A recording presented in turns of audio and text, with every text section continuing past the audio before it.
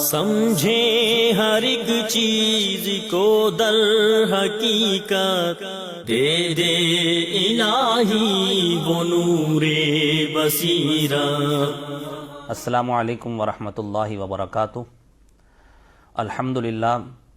الحمدللہ وکفا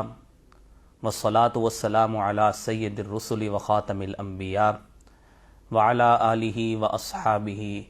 ومن تبعہم بإحسان الی یوم الدین۔ اعوذ باللہ من الشیطان الرجیم، بسم اللہ الرحمن الرحیم۔ الم تر کیف ضرب اللہ مثلا کلمۃ طیبۃ کشجرۃ طیبہ اصلها ثابت وفرعها فی السماء تؤتی اکلها کل حین بإذن ربها۔ الم تر کیف ضرب اللہ مثلا کلمۃ طیبہ، کیا آپ نے نہیں دیکھا کہ کس طرح اللہ رب العزت نے کلمہ طیبہ کی مثال بیان کی ہے؟ اسی طرح جس طرح کہ شجرہ طیبہ یعنی پاکیزہ درخت ہے، اصلها ثابت، جس کا اصل، روٹس اور اس کی جڑیں زمین میں ثابت شدہ اور مضبوط ہیں، وفرعها فی السماء، اور اس کی شاخیں آسمان تک، بلندیوں تک پھیلی ہوئی ہیں۔ ناظرین کرام، آج کا موضوع گفتگو لا الہ الا اللہ یعنی کلمہ توحید، اس کے فضائل اور اثرات انسانی زندگی پر کس طرح ہوتے ہیں، اس حوالے سے گفتگو ہوگی۔ ناظرین محترم، دنیا میں انسان مختلف کام سر انجام دیتا ہے، اور زندگی میں دنیاوی کام، دینی کام، عبادات اور دیگر مشاغل، ان کی وہ انجام دہی کے لیے اپنی پوری زندگی کو لگاتا ہے۔ اس میں وہ ہر کام کے لیے، ہر امر کے لیے وہ چاہتا ہے کہ اس کو عوام الناس کی طرف سے بھی پذیرائی ملے، اور اس کو آخرت میں اللہ رب العزت کی طرف سے بھی پذیرائی ملے۔ یہ پذیرائی کیسے ملتی ہے؟ اس کے لیے اللہ رب العزت کے ہاں درجات کیسے بڑھتے ہیں، اور شرف قبولیت کس طرح ہوتا ہے؟ اس کے لیے ضروری ہے کہ ہماری اصل بنیاد وہ مضبوط ہو۔ وہ بنیاد کون سی بنیاد ہے؟ وہ بنیاد کلمہ توحید کی ہے، جس کلمے کی بنیاد پہ ہم نے اپنے آپ کو دائرہ اسلام میں داخل کیا ہے، اور پھر اس کلمے کے بعد دنیا میں ہم جتنے بھی اعمال کریں گے، اس کلمے کی بنیاد پہ اللہ رب العزت کی طرف سے ان اعمال کو اللہ رب العزت کے ہاں شرف قبولیت سے نوازا جائے گا۔ ناظرین محترم، اللہ رب العزت نے ہمارے لیے کلمہ طیبہ لا الہ الا اللہ ہمارے لیے مشروع کیا ہے۔ اب لا الہ الا اللہ، اس میں ہمیں دیکھنا چاہیے کہ اللہ تعالیٰ نے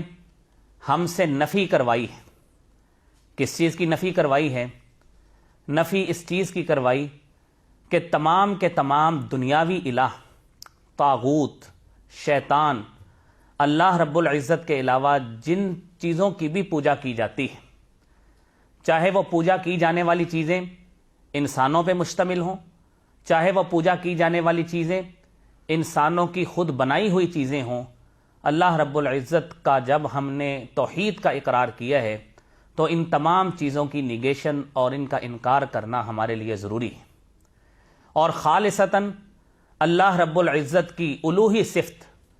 عبادت کی صفت، اس کا ہمیں اقرار کرنا ہے، اور اس کو اس بات کے ساتھ مان کر ساری زندگی میں تمام کے تمام امور اس کے مطابق بنیاد بناتے ہوئے انجام دینے ہیں۔ ناظرین محترم، یہ کلمہ طیبہ، یہ لا الہ الا اللہ ایسا کلمہ ہے کہ جس کلمے کو اللہ رب العزت نے ایسے درخت سے تشبیہ دی ہے۔ تفاسیر میں مفسرین نے اس چیز کا خصوصی طور پر تفصیل کے ساتھ تذکرہ کیا ہے کہ اللہ تعالیٰ نے اس کلمہ توحید کی مثال ایک شجرہ طیبہ کی طرح دی ہے، اور وہ شجرہ طیبہ ایسا کہ ایسا پاکیزہ درخت جسے کھجور کا درخت کہا جاتا ہے، اور وہ کھجور کا درخت بھی آپ نے اپنی زندگی میں ہمیشہ دیکھا ہے، دیکھتے رہے ہیں اور دیکھتے ہیں کہ وہ ایسا درخت ہے جو سیدھا لمبائی تک، بلندی تک جاتا ہے، اور اس کی جڑیں زمین میں اتنی مضبوط ہوتی ہیں کہ تیز سے تیز آندھی بھی آئے، طوفان بھی آئے، اس کی جڑیں زمین سے ہلتی نہیں، اور پھر وہ بلندیوں تک وہ درخت جاتا ہے اور بلندیوں پہ جا کے اس کی شاخیں پھیلتی ہیں اور وہاں پہ جا کے وہ درخت پھل بھی دیتا ہے۔ ناظرین کرام، یہ کلمہ طیبہ بعینی ہی اسی طرح ہی ہمارے لیے ایک بنیاد فراہم کرتا ہے کہ اگر ہمارا اس لا الہ الا اللہ پہ ہماری بنیاد مضبوط ہے، اس مضبوط بنیاد پہ ہم ایسے اعمال کریں، ہم ایسے افعال کریں اور زندگی میں ایسے امور سر انجام دے جائیں کہ جب ہماری بنیاد لا الہ الا اللہ کے حوالے سے، توحید کے حوالے سے مضبوط ہوگی تو اللہ رب العزت کی طرف سے ہمیں اسی طرح اس کا پھل بھی ملے گا جس طرح اللہ تعالیٰ نے قرآن کریم میں شجرہ طیبہ کی مثال بیان کی ہے۔ اب جب اس کا پھل ملے گا تو وہ پھل کس کس فارم میں ملے گا؟ آپ پہلے اس مفہوم کو سمجھ لیجئے کہ اللہ تعالیٰ نے مزید قرآن کریم میں اسی چیز کو کس طرح سمجھایا ہے۔ اللہ رب العزت نے اسی لفظ الہ کو قرآن کریم میں یوں سمجھایا ہے کہ لفظ الہ جس کا ہم نے توحید کا اقرار کیا ہے اور یہ کلمے کا حصہ ہے، اور اللہ رب العزت کے لیے یہ لفظ کا استعمال ہوا ہے، اور ہم نے کلمہ طیبہ پڑھا ہے لا الہ الا اللہ۔ جب لا الہ الا اللہ پڑھا ہے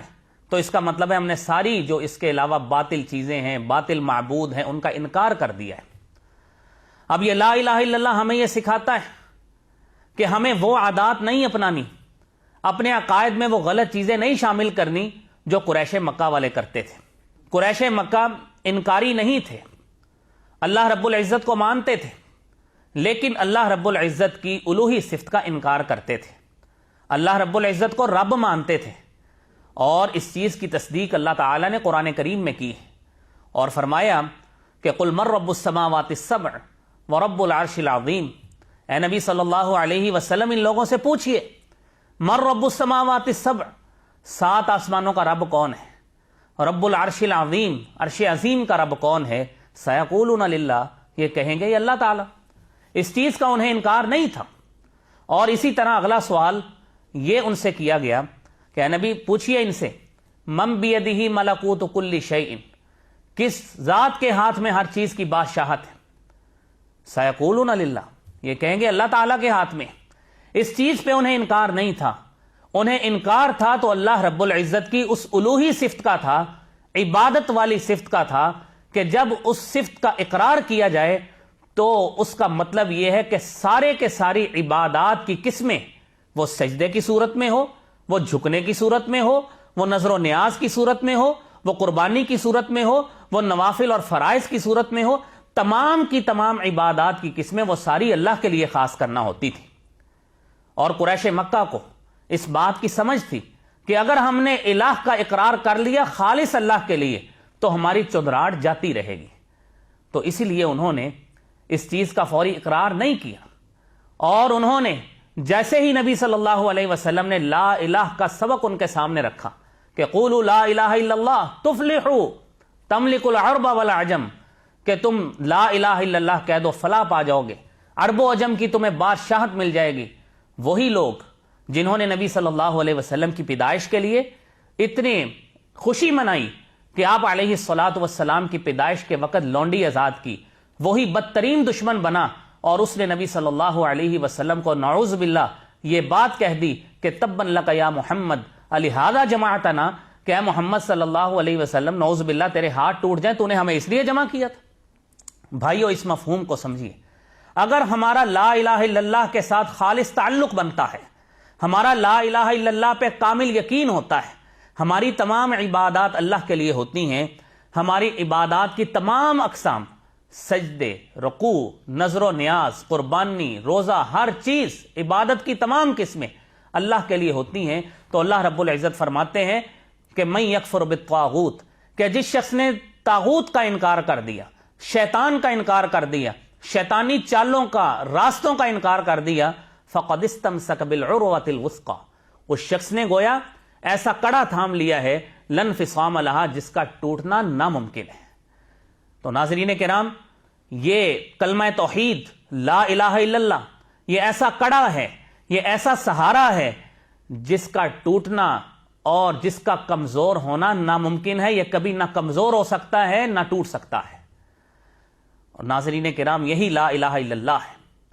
کہ اسی لا الہ الا اللہ کلمے کی بدولت اللہ رب العزت نے بڑے بڑے لوگوں کو، حتیٰ کہ اپنے نبی کو بھی، حضرت یونس علیہ الصلاۃ والسلام کو اسی کلمے کی بدولت ہی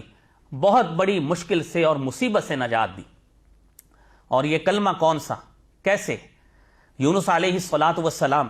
جب اپنی قوم سے ناراض ہو کے چلے گئے، اور سفر کے دوران جب مچھلی نے ان کو پیٹ میں لے لیا تو اللہ رب العزت نے قرآن کریم میں اس کا بہترین نقشہ کھینچا ہے اور فرمایا کہ وَظَنُّونِ إِذْ ذَهَبَ مُغَاضِبًا فَظَنَّ أَن لَّن نَّقْدِرَ عَلَيْهِ فَنَادَىٰ فِي الظُّلُمَاتِ أَن لَّا إِلَٰهَ إِلَّا أَنتَ سُبْحَانَكَ، کہ یونس نے پکارا کہ لا الہ الا انت، اے اللہ تو ہی الہ ہے، تیرے علاوہ کوئی نہیں ہے. سبحانک، تو پاک ہے.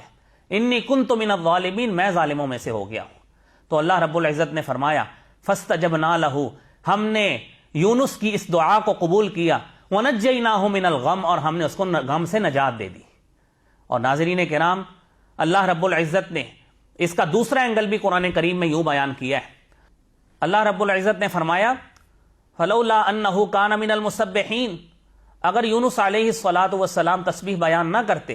للبث فی بطنہ الی یوم یبعثون، تو قیامت کے دن تک یہ مچھلی کے پیٹ میں اسی طرح مصیبت میں پڑے رہتے. ناظرین کرام، یہ اللہ رب العزت نے اسی لا الہ الا اللہ کلمے کی بدولت، اس مضبوط سہارے کی بدولت یونس علیہ الصلاۃ والسلام کو مصیبت سے نجات دے دی. اور یہی لا الہ الا اللہ کلمہ ہے کہ یہی کلمہ سارے انبیاء اسی کی ہی تبلیغ کرتے رہے، اسی مشن کو آگے پہنچاتے رہے. اور اللہ رب العزت نے قرآن کریم کو اس انداز میں بیان کیا، فرمایا وما ارسلنا من قبلک من رسول الا نوحی الیہ، ہم نے جتنے بھی آپ سے پہلے اے نبی صلی اللہ علیہ وسلم رسول بھیجے ہیں، الا نوحی الیہ، ہم نے ان کی طرف یہی پیغام دیا ہے، یہی وحی کی ہے کہ وہ اللہ واحد ہے، اس کے علاوہ کوئی الہ نہیں ہے. یہ اللہ رب العزت نے انبیاء کو بھی یہی تبلیغ کا مشن دے کے بھیجا ہے. اور یہی تبلیغی مشن ہے کہ نبی کریم صلی اللہ علیہ وسلم نے بھی ساری زندگی اسی کی ہی تبلیغ کی، اسی کی ہی ترویج کی. حضرت ابو ہریرہ رضی اللہ تعالی عنہ فرماتے ہیں کہ نبی کریم صلی اللہ علیہ وسلم نے فرمایا ما قال عبد لا الہ الا اللہ قط، کہ بندے نے جب بھی لا الہ الا اللہ کہا ہے، اپنے دل کے خلوص کے ساتھ کہا، دل کی گہرائیوں کے ساتھ کہا، الا فتحت لہ ابواب السماء، اس لا الہ الا اللہ کلمے کی بدولت اللہ رب العزت کی طرف سے اس کے آسمان کے دروازے کھل جاتے ہیں. اور یہ دروازے ہی نہیں کھلتے حتی تفضی الی العرش، بندہ جب بھی رب کو پکارتا ہے اس کلمے کے ساتھ، تفضی الی العرش، یہ اس کے کلمات، اس کی دعا جو اس لا الہ الا اللہ کے ساتھ کرتا ہے، اللہ رب العزت کے عرش تک پہنچتی ہے. لیکن یہ سلسلہ اس وقت جاری رہتا ہے، اس وقت تک رہے گا مجتنب الکبائر، جب تک بندہ مومن کبیرہ گناہوں سے بچا رہے گا. اگر وہ کبیرہ گناہوں سے بچتا ہے، اللہ رب العزت کی طرف سے اس کو دعاؤں کو اتنی قبولیت ملتی ہے کہ وہ عرش عظیم تک اس کی دعائیں پہنچتی ہیں. اور یہی لا الہ الا اللہ کلمہ ہے. نبی کریم صلی اللہ علیہ وسلم نے اسی کلمے کی فضیلت کے بارے میں فرمایا. ایک مرتبہ حضرت ابو ہریرہ رضی اللہ تعالی عنہ نے آپ سے پوچھ لیا کہ اللہ کے رسول صلی اللہ علیہ وسلم، قیامت والے دن کیا وہی شخص خوش نصیب ہوگا جس کی آپ سفارش فرمائیں گے؟ اللہ کے پیارے رسول صلی اللہ علیہ وسلم فرمانے لگے کہ اے ابو ہریرہ، مجھے علم تھا کہ اس بات کے بارے میں تجھ سے زیادہ کسی کو حرص نہیں ہوگی. کیوں؟ جتنا حدیث کے اوپر تجھے حرص ہے اور ان باتوں کو محفوظ کرنے کا جتنا تجھے شوق ہے، کسی اور کو نہیں ہے. یاد رکھیے، اسعد الناس بشفاعتی یوم القیامہ، قیامت والے دن میری سفارش کا مستحق وہ شخص ہوگا من قال لا الہ الا اللہ، جس شخص نے لا الہ الا اللہ کہہ دیا اور اپنے دل کی گہرائیوں سے ساری زندگی اس کے ساتھ ہمیشہ وابستہ بھی رہا. تو ناظرین کرام، یہ لا الہ الا اللہ کلمہ ہے جو قیامت والے دن ہماری سفارش بھی کروائے گا اللہ رب العزت کے پاس. اور یہی لا الہ الا اللہ کلمہ ہے. نبی کریم صلی اللہ علیہ وسلم نے فرمایا کہ انہ لم یدع بها مسلم قط، کہ جب بھی بندہ مومن نے اس لا الہ الا اللہ کلمے کے ساتھ دعا کی ہے، اللہ رب العزت اس کی دعا کو فوراً قبول کر لیتے ہیں۔ یہی لا الہ الا اللہ کلمہ ہے کہ اگر ہم اس کے ساتھ اپنا تعلق مضبوط رکھیں، تعلق وابستہ رکھیں، تو کل جب ہماری موت آتی ہے اس وقت بھی یہ کلمہ ہمارا ساتھ نہیں چھوڑے گا۔ آپ اس حوالے سے ایک بہت ہی بہترین واقعہ امام ابو زرع رازی رحمۃ اللہ علیہ میں آپ کے سامنے پیش کرتا ہوں۔ امام بخاری رحمۃ اللہ علیہ کے ہم عصر ہیں، امام احمد بن حنبل کے ہم عصر ہیں، اتنے بڑے محدث، اتنے بڑے عالم دین، ساری زندگی حدیث پڑھائی، ساری زندگی حدیث کی خدمت کی۔ وقت ایسا آیا، موت کا وقت قریب آ گیا اور بے ہوشی طاری ہے، ہوش میں نہیں، کبھی کبھی ہوش آتی، آنکھیں کھلتی ہیں پھر بند ہو جاتی۔ شاگرد محسوس کرتے ہیں کہ امام صاحب پہ موت کا وقت طاری ہے اور حالت نزع کی کیفیت ہے، ان کی زبان پہ لا الہ الا اللہ کس طرح جاری کروایا جائے۔ شاگردوں نے جرأت نہیں کی کہ اپنے استاد محترم کو یہ بات کہی جائے کہ استاد محترم کلمہ پڑھ لیجئے۔ انہوں نے سوچا کیوں نہ ایسا ماحول پیدا کیا جائے کہ استاد محترم کی زبان پہ از خود کلمہ جاری ہو جائے۔ ناظرین کرام، امام ابو زرع رازی رحمۃ اللہ علیہ محدث تھے، ساری زندگی اللہ کے رسول صلی اللہ علیہ وسلم کی حدیث کی خدمت کی، مرتے دم تک موت کے وقت کس طرح یہ کلمہ ان کا ساتھ چھوڑ سکتا تھا۔ قدرتی طور پہ ایسے ہوا، شاگردوں نے منصوبہ بنایا کہ یہ جو حدیث ہے جس میں اللہ کے رسول صلی اللہ علیہ وسلم نے فرمایا ہے من قال آخر کلامہ لا الہ الا اللہ دخل الجنہ، کہ جس شخص نے آخری کلمہ لا الہ الا اللہ کہہ دیا وہ جنت میں داخل ہو گیا۔ شاگردوں نے محسوس کیا کہ ہم اس حدیث کی سند کو تھوڑا سا غلط کرتے ہیں۔ یہ محدث، یہ عالم دین جس نے ساری زندگی حدیث کے ساتھ اپنے آپ کو وابستہ رکھا ہے، یہ عالم دین کبھی بھی اس حدیث کو سن کر خاموش نہیں رہے گا اگر سند غلط پڑھ دی جائے، کیونکہ متن کو تو وہ چینج نہیں کر سکتے تھے، متن کو تو تبدیل نہیں کر سکتے تھے۔ انہوں نے اس کی سند غلط پڑھ دی، اور یہ حدیث جامع ترمذی میں حضرت معاذ بن جبل رضی اللہ تعالیٰ عنہ سے روایت ہے۔ انہوں نے اس کو غلط سند کے ساتھ سند تبدیل کر کے پڑھا۔ جیسے ہی سند تبدیل کر کے پڑھا گیا، امام صاحب سے رہا نہیں گیا۔ امام صاحب نے فوری آنکھیں کھولی اور کہا کہ آپ نے اس کی سند غلط پڑھ دی، اور فوری طور پہ اس کی سند دوبارہ خود پڑھنی شروع کر دی۔ اور جیسے ہی حضرت معاذ بن جبل رضی اللہ تعالیٰ عنہ تک سلسلہ سند پہنچتا ہے اور فرماتے ہیں ان رسول اللہ صلی اللہ علیہ وسلم قال من قال آخر کلامہ لا الہ الا اللہ۔ ابھی اتنی ہی بات کہی ہے کہ جس شخص کا آخری کلمہ لا الہ الا اللہ ہو گیا، ابھی اتنی بات کہی ہے، فوراً روح جسم سے پرواز کر گئی۔ ناظرین کرام، یہ لا الہ الا اللہ کلمہ ہے کہ اگر ساری زندگی اس کے ساتھ اپنا تعلق وابستہ رکھا ہے تو اللہ رب العزت مرتے دم تک اس کلمے کا ساتھ اس بندے کے ساتھ وابستہ رکھتے ہیں، اور موت کے وقت بھی اللہ رب العزت کی طرف سے اس کے لیے ایسی راہ کھلتی ہے، اللہ کی رحمت اتنی حاوی ہوتی ہے کہ اللہ رب العزت کی طرف سے اس کی زبان پہ از خود کلمہ جاری ہو جاتا ہے۔ ناظرین کرام، یہی لا الہ الا اللہ کلمہ ہے کہ اسی کلمے کے بارے میں اللہ کے رسول صلی اللہ علیہ وسلم کی مزید ایک بات آپ علیہ الصلاۃ والسلام نے فرمایا ہے کہ من قال لا الہ الا اللہ، کہ جس شخص نے لا الہ الا اللہ کہہ دیا خالصا من قبل نفسہ، اپنے دل کی گہرائیوں کے ساتھ، خلوص دل کے ساتھ لا الہ الا اللہ کہہ دیا، قیامت والے دن اس کی سفارش میرے ذمہ واجب ہو جائے گی، میں اس کے لیے سفارش کروں گا۔ ناظرین محترم، جب یہ کلمہ اتنی فضیلت والا ہے، جب انبیاء کا مشن بھی یہی کلمہ رہا ہے، یہی کلمہ توحید حضور اکرم صلی اللہ علیہ وسلم کی ساری زندگی کا مشن رہا ہے، اور آپ علیہ الصلاۃ والسلام نے اپنے صحابہ کرام کو ساری زندگی اسی کلمے ہی کی تبلیغ کی ہے، تو ہمیں بھی اپنے اسی کلمہ توحید کے ساتھ وابستگی رکھنی چاہیے. اپنی عبادات اور اس کے جتنے بھی آگے فروعات ہیں، اقسام ہیں، مثلا سجدہ ہے، رکوع ہے، قربانی ہے، صدقہ ہے، نذر و نیاز ہے، کوئی بھی چیز جو اللہ رب العزت کے ساتھ خاص ہے، ہمیں بھی اسی مالک کے ساتھ، اسی اللہ کے ساتھ ہمیں وابستہ رکھنی چاہیے. اگر ہماری استقامت رہتی ہے تو انشاءاللہ تعالی کل جب ہمارے اوپر موت کا وقت آتا ہے، موت کے وقت اللہ رب العزت کی طرف سے انشاءاللہ ہماری زبان پہ اسی طرح ہی کلمہ جاری ہوگا جس طرح اللہ تعالیٰ اپنے نیک بندوں پہ جاری فرماتے ہیں. اللہ رب العزت سے دعا ہے اللہ رب العزت ہمارا خاتمہ بالایمان فرمائے اور ہماری زندگی کا خاتمہ لا الہ الا اللہ پہ ہو. وآخر دعوانا ان الحمدللہ رب العالمین.